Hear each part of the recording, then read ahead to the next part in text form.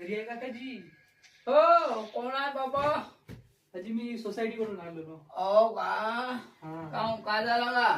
अजी तुम्ही मागे 10 लाखाचं कर्ज घेतले होते ना? मागच्याच वाची घेतलं होतं. हा हा. तर काय झालं म्हणता? त्याचं व्याज राहिलं होतं. किती? ती 10-40 होते ना, 10,40,000. बापा बापा, एवढं कसे झाले का? हो ना जी, 10,40,000. आता मागच्याच वर्षी घेतलो ना मी. एवढं 10,40,000. बापरे, एवढे तर नाही व्हायला पाहिजे. हो मला जी. नाही वाटत आहे बाबा. दाखवा बरं तुमचा फार्म. काय तर काय म्हणते?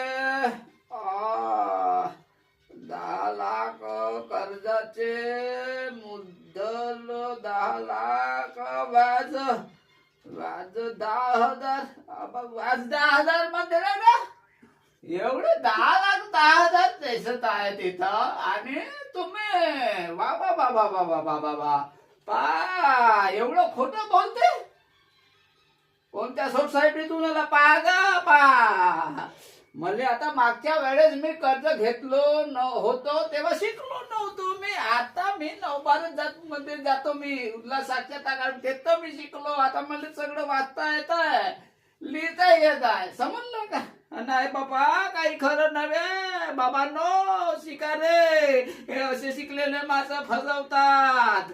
काही खरी नव. 10 लाख 10,000 मी भरे असे आहे पा. म्हणून म्हणतो बाबांनो, शिका. चांगले शिकलं तर आपली फसगत होणार नाही.